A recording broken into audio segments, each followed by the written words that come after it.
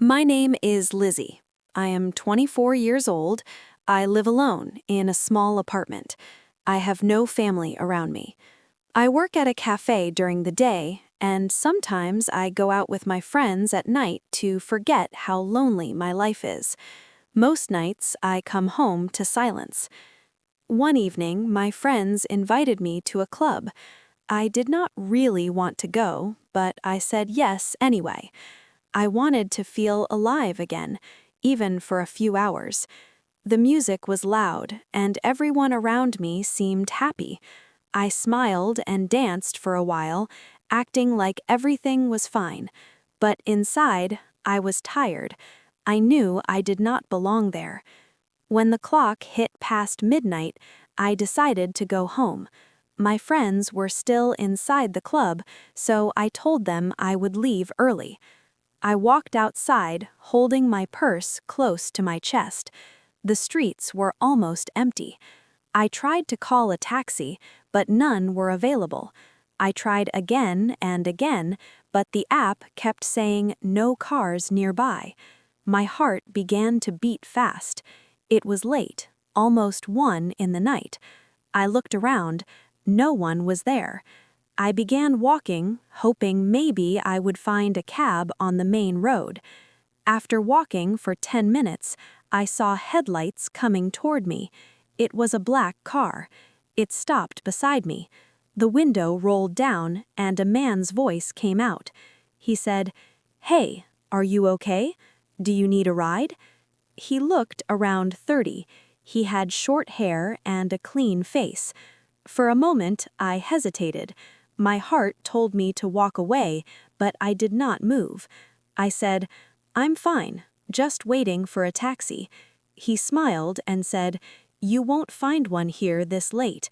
I can drop you. It's not safe to be alone at this hour." I looked around again. The road was empty.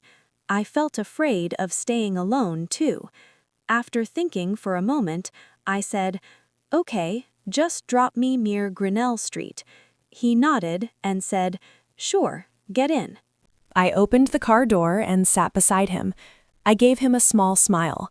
I said, "I'm Lizzie." He said, "Nice to meet you, Lizzie. I'm Derek." Derek started driving. At first, I felt a bit relaxed. We talked a little about random things. He said he worked in real estate and was coming back from a late meeting. Derek seemed calm and gentle, but after a few minutes, I noticed he did not turn toward Grinnell Street. Instead, he took a left turn onto a darker road. I looked outside and realized I did not know this area. My hands started shaking. I said, this isn't the way." Derek looked at me and said, "Don't worry, Lizzie. It's a shortcut. I know this city well." I nodded slowly, trying to believe him, but something didn't feel right. The road became quieter. After a few more minutes, I said again, "Derek, I think we missed my street. Please turn back." Derek said nothing. His face turned serious. I felt nervous. I looked at his hands, gripping the steering wheel tightly. I said, "Please stop the car." Still, he didn't speak. The car kept moving. I said, "Derek, stop the car right now." Then Derek turned to me with a strange smile. He said, "Relax, Lizzie.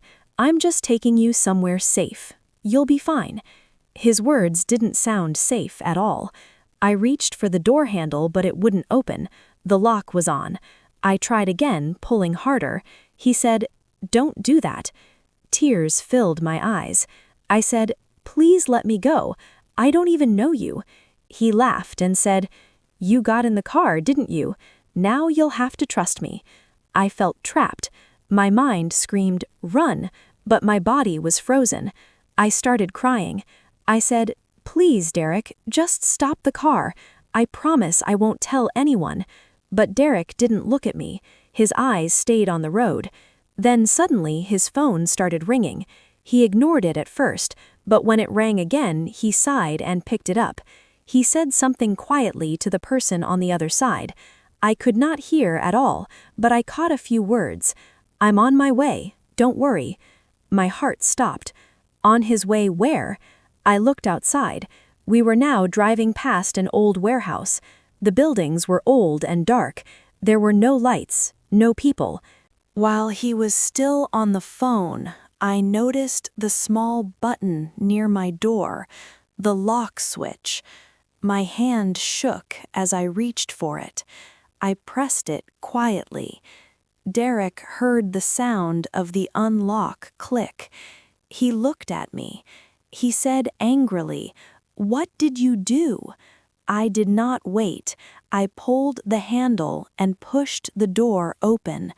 The car was still moving, but I jumped. I fell hard on the road, my knee burning with pain.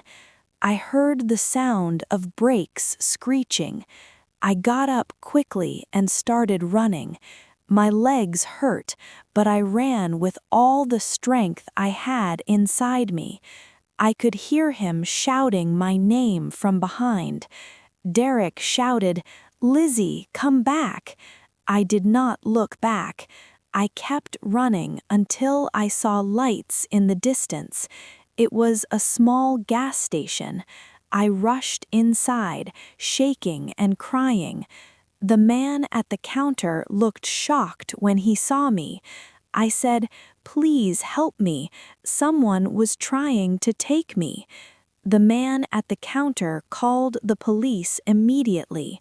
I sat there on the floor holding my knees. After a few minutes, the police arrived. I told them everything. They searched the area, but Derek's car was gone. It felt like he had vanished into the night. The officers took me to the station for safety and then dropped me home later. That night I could not sleep. Every sound made me jump. Every light reminded me of that car. For days I could not stop thinking, where was Derek taking me in his car?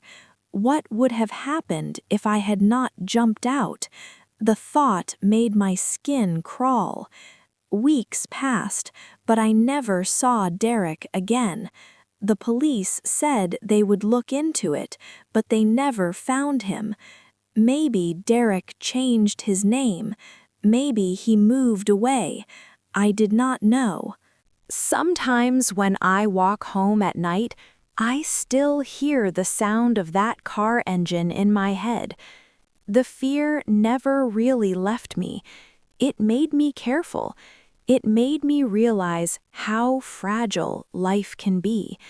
Now, whenever I go out, I make sure to return home early. I never accept rides from strangers again. I learned that trust can be dangerous when given too easily.